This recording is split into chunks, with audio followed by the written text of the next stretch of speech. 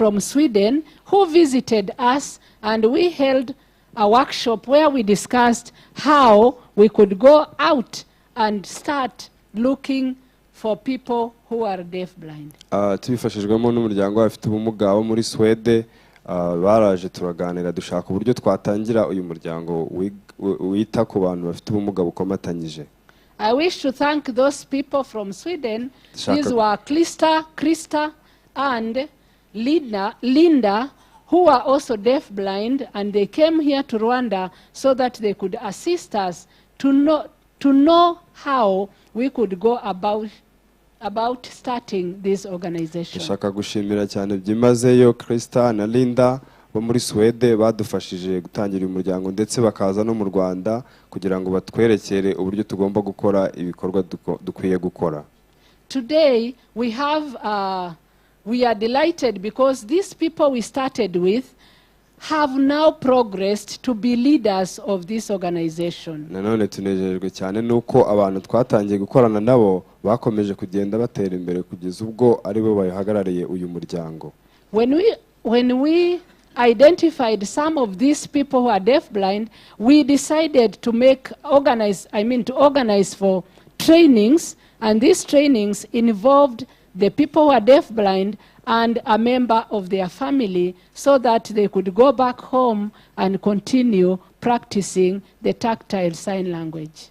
Uyu muryango wahurije hamwe abantu bafite ubumuga bukomatanyije ndetse na bamwe mu miryango yabo kugira ngo igihe bigishijwe uburyo bakora ibintu runaka baze gusubira mu rugo, hanyuma ururimi rw'amarenga babashe kurukorana n'abandi babana mu rugo barushaho kurumenya neza.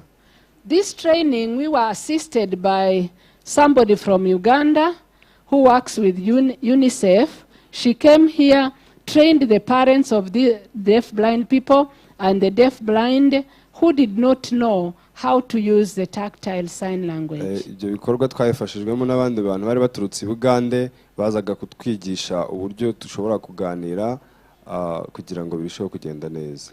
Today I can testify and say that some of the mothers who are here now are smiling. But for the first time when we called them to Masaka, where we had the training, most of the mothers were in tears the first day of the meeting. Uyu munsi nahagarara ku maguru yanjye nkahamya ko ababyeyi bari aha ngaha banezerewe cyane kuko ubwo bazaga baje bababaye cyane, ariko uyu munsi baranezerewe kubera ibikorwa tumaze gukora. They used to sit, cry, and I would allow them to cry because it is part of healing. And after that, the next day, they would be able to give us some stories about their children at home, how the society looks at these people where they live, because now they had made friends with the other parents and talked together and found that they were not the only ones who have children who are deafblind. Barabaye cyane bararira, turabareka bararira kuko nabwo nubundi buryo bwo gukiramo ibikomere, hanyuma batuganiriza uburyo mu miryango yabo abana babo baba bafashwe, ndetse byabasubijemo imbaraga kuko babonye ko hari n'abandi bantu bafite ubumuga bukomatanyije bashobora gufatikanya bagashaka igisubizo. The people who are deafblind, some of them had not been able to communicate for quite a long time in their life. They didn't know even whether they had some relatives or brothers and sisters in their homes. But today, they are very happy because they can communicate with their relatives. They can communicate with them together when they meet in a meeting like this. Abantu bafite ubumuga bukomatanyije abenshi nta makuru bari bafite, ntibari bazi ko bafite n'abantu babana mu miryango, nta makuru na make bari bafite, ariko uyu munsi bashobora kuganira hagati yabo ubwabo ndetse no kuganira n'imiryango yabo bakamenya amakuru atandukanye. After training, we made some visits to their homes, and we went to Musanze, where one of them comes from, called Sada. She's called Sada. We found her now being able to sweep, to wash her clothes, to peel potatoes, to assist the mother with some of the household work, because she had already learnt them in Masaka. Hanyuma y'ayo mahugurwa twasuye uwitwa Sada, dusanga arashobora gukubura, akamesa, agahata ibirayi, agafasha umuryango we mu mirimo itandukanye kuko yari yarabyigiye muri uyu muryango. I think I will not say much because there's a lot to be discussed about this organization, because today they are able to stand. They have their own board members and they are able to organize their own activities. Some of them have been able to visit other countries. Like a few weeks ago, the chairperson went to Kenya to participate in a meeting or conference, and he presented, his presentation was appreciated and he was given an award. Mu minsi ishize bamwe mu bahagarariye umuryango wacu bagiye muri Kenya, ubahagarariye atanga ijambo araganira ndetse yahawe n'igihembo cy'ijambo yari yagerageje kuganiriza abantu. I think the history of this organization today, I think what we really need, what I would appeal for now before I end my speech, because we have guests, I want to appeal to people who can help us. This is our government, so that we can establish a school for deaf-blind people. They do not have a school where they can go to study, especially the young ones, and then probably a training center for the older ones who cannot start from the low level of primary school, because education is for all. Kuko dufite abashyitsi batandukanye bave mu nzego zitandukanye, ngana ku musozo ndakorera ubuvugizi abafite ubumuga bukomatanyije, yaba abakiri bato yaba abakuze, ko bakeneye guhabwa uburyo bwo kwiga bakiga, kubera ko uburezi ni ingenzi kandi uburezi ni ubwa bose. So I think with those few remarks, I want to say that this organization is really growing fast and they need support. Although they stood up and had their own leaders, we are still trying to support them. We have not left them alone. The three organizations are still helping them so that they can continue and be strong like the already established organizations in Rwanda. Nubwo umuryango urimo gutera imbere vuba vuba, ariko uracyakeneye ubufasha, uracyakeneye ibitekerezo bitandukanye, ndetse nubwo bafite uburyo bashobora gukora ibikorwa byabo ubwabo, ariko turacyakomeje kubafasha kandi turacyari kumwe nabo. Thank you very much. Murakoze cyane.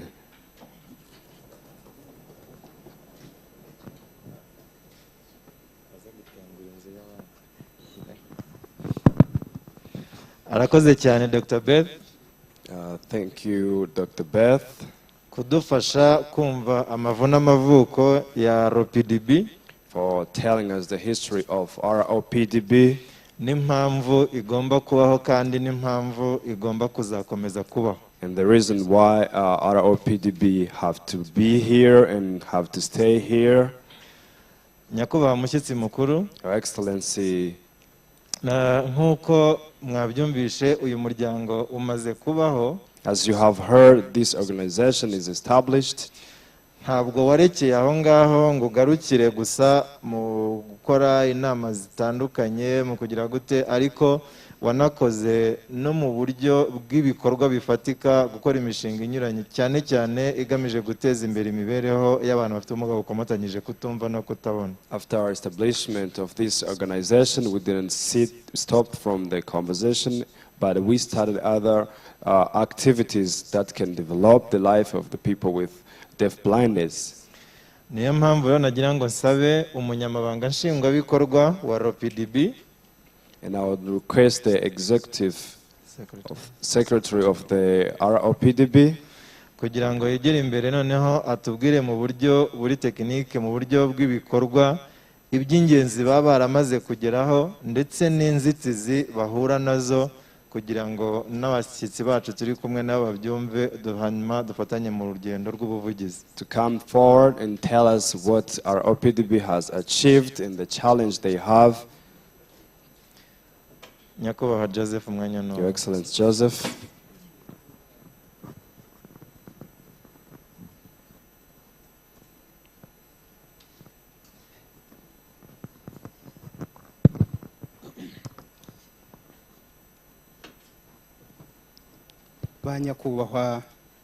Nyakubahwa mushyitsi mukuru, Honorable Senator, Senateri, Banyakubahwa muhagarariye ibigo bitandukanye ari ibya leta n'abikorera. Excellencies, representatives of different organizations, either government or other organizations. Banyamuryango b'umuryango nyarwanda w'abantu bafite ubumuga bwo kutumva no kutavuga no kutabona. The member of ROPDB. N'abandi twatumiye mu nzego zitandukanye mu nyemerere ngira ibyo mbabwira ku bikorwa by'umuryango. And different guests, I request that you allow me to tell you about the activities of the organization. Presentation. We would use a presentation. Hari presentation nari nateguye mu magambo makeya. I have a presentation briefly. Mbere ya byose reka tubanze dushimire umuryango w'abantu bafite ubumuga kutumva no kutavuga no kutabona muri Sweden. First of all, I'd like to thank the Deaf Blindness organization from Sweden. Nkuko Dr. Beth yabisobanuye. As Dr. Beth mentioned before, ni abantu babanye natwe muri ibi bikorwa kuva umushinga ugitangizwa kugezana n'isaha tukiri kumwe kuva 2011. They have been with us all along the starting of this organization from 2011 until now. Kandi turacyafitanye urugendo rurerure mu kuduha inkunga. And we still have a long journey to go together. Ariko uwo muryango nubwo twavuze ko ari wo muri Sweden, though we mentioned that the organization is from inkunga Sweden, yawo ica mu muryango bita My Right Empower People. Their support comes through the organization called My Right. Iyo bahuje ubwo bushobozi baratugenera tugakora ibikorwa. They put their support or their power together to help the organization to function. Twongere dushimire na Disability Rights Fund. And I would like to thank Disability Rights Fund. Mu byo twabashije gukora umuryango ukimara kujyaho 2018. In all we have done since this organization umuryango wagize inzego ziwuyobora. The organization now has the committees and the board. Nkuko mwabonye president yafunguye ijambo ku mugaragaro. As you have seen the representative opening this day. Twagerageje guhugura abasemuzi b'ururimi rw'amarenga ku ikubitiro. In the beginning, we trained the people with tactile sign language. Nkuko umuryango wacu cyane cyane twibanda kubanza twubakira ubushobozi aba bantu bafite ubumuga kugira ngo babashe gukomunika cyangwa se kumvikana no gushyikirana. As our organization, first we focus on how they can communicate with one another. Twahuguye abanyamuryango b'umuryango kugira ngo bajye babona uburyo baganira n'abantu bafite ubumuga. We train the members of the organization how they can communicate with the people with deaf blindness impairment. Nkuko nabivuze ku basemuzi twahuguye abasemuzi 21. As I have mentioned, we have trained 21 people. Abanyamuryango twahuguye bagera kuri 28. And the member we train 21 members.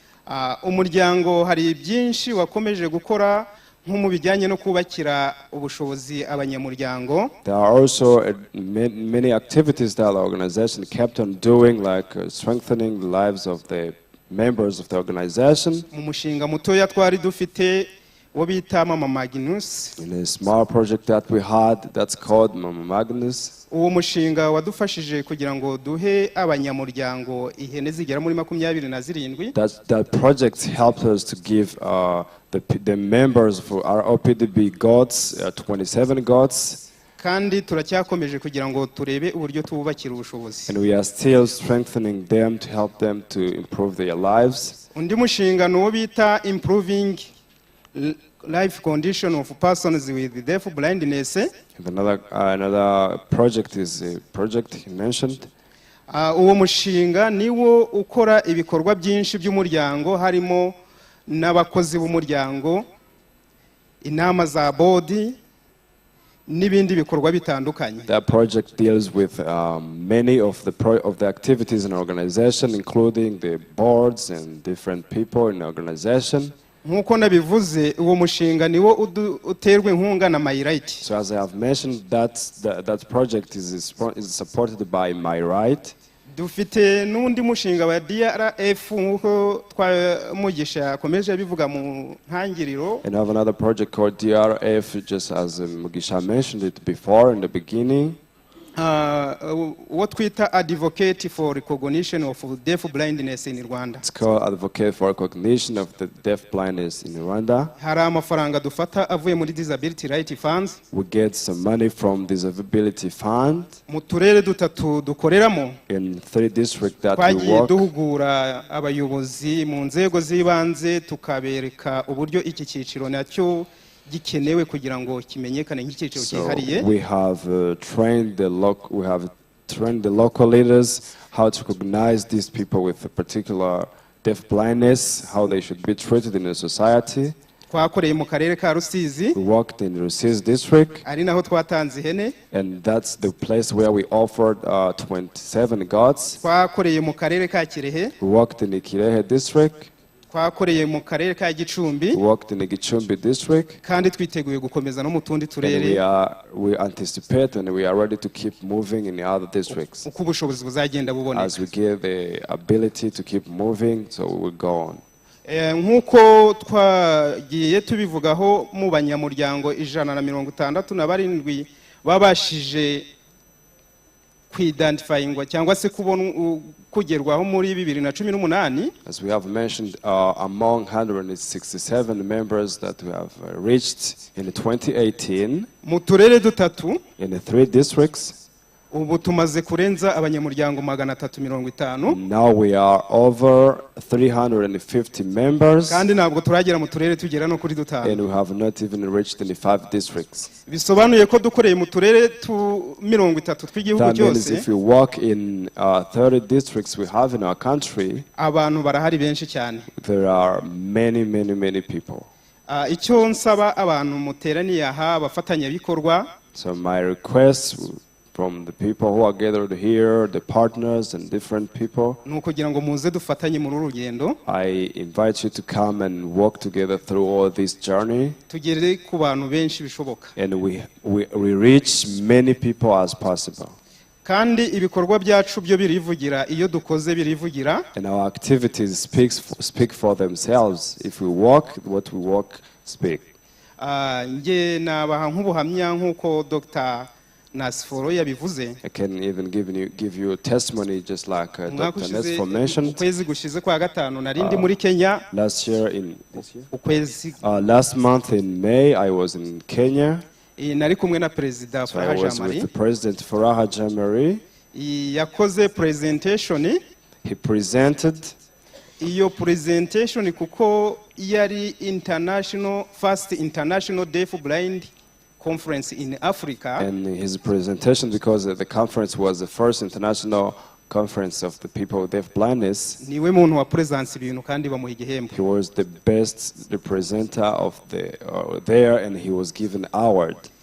Ibindi twavuga ku bijyanye n'ibyo dukora. But also we can mention about what we do. Hari benshi bari hano mwatangiye kubibona kandi tutirirwa tubasobanurira. Without even speaking, you have seen a lot of people here. So what they are doing and how they are improving can speak for themselves.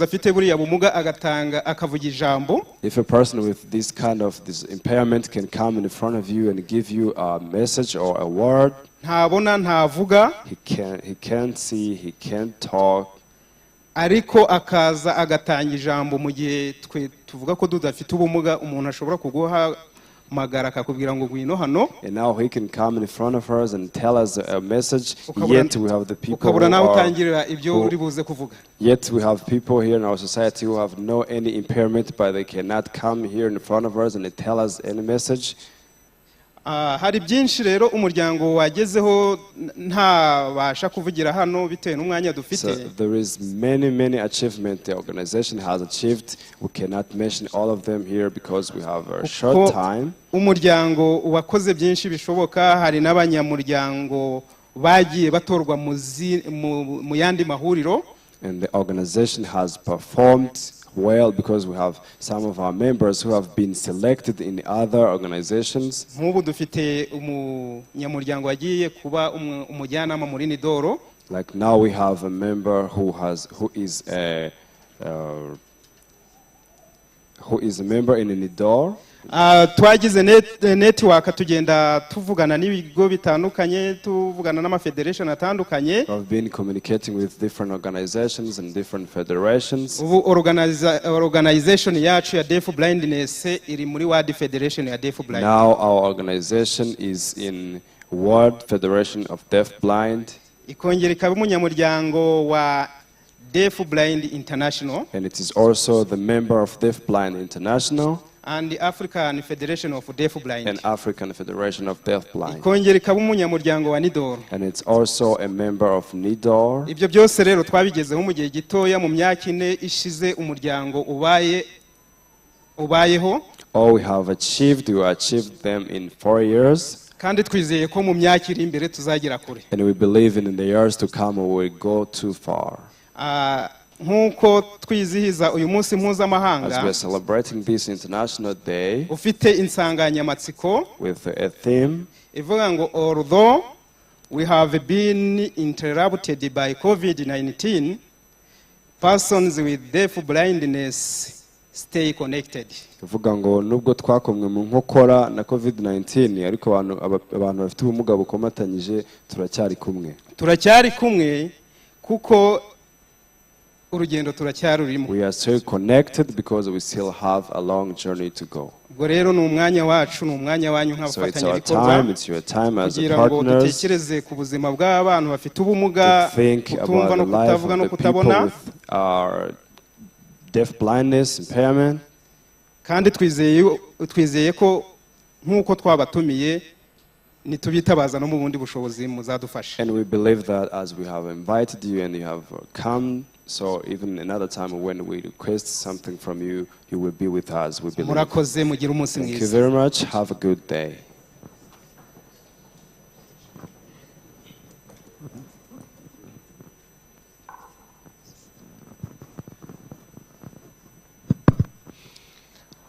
Well, Nyakubahwa mushyitsi mukuru, Your Excellency Senator, banyacyubahiro muteraniye hano banyamuryango ba ROPDB, Your Excellencies who are presented here and the members for our PDB. Ndagira ngo munyemerere banze nakire Nyakubahwa intumwa ya rubanda mu nteko ishinga amategeko umutwe w'abadepite. I'd like to welcome the member of parliament, Senator. By'umwihariko akaba nahagarariye abantu bafite ubumuga mu nteko ishinga amategeko. And particularly he represents the people with impairments in the parliament. Nyakubahwa depite rero ikaze muri uyu munsi mukuru. Deputy, you are most welcome in our day. Ndagira ngo munyemerere rero tumwakire muri bwa buryo bwacu. Please let's welcome him in our method that we used. Steps. Izo ntago ari inkuba ahubwo ni amashya thunderstorms, but crowds to welcome you. Good. Tugeze rero nkuko mwabyumvishe ROPDB mu myaka 4 imaze ifite imishinga. So as you have heard, our ROPDB in 4 years that has been working with different projects.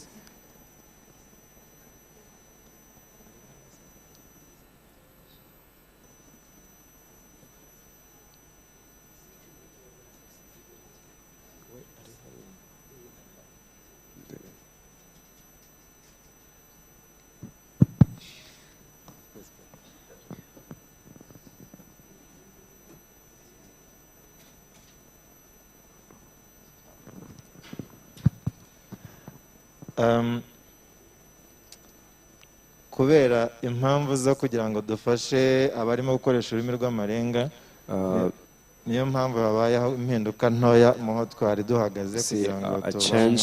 It's because we need the people who are helping the tactile sign languages to keep doing their service well. Nyakubahwa mushyitsi mukuru rero ndagira ngo munyemerere icyayi bamaze kumbwira yuko kiri tayari. Your Excellency, I would like you to allow me, because I heard from there that the tea is now ready. nagira ngo munyemere dufate agakawa tuninanure tunagire gute hanyuma tuze kugaruka muri ibi I biganiro. request that you allow me to go and get some tea so we can come back into our mu day minota makumyabiri n'itanu iri imbere. in Murakoze 20 cyane. minutes or 25 minutes. We'll be back here.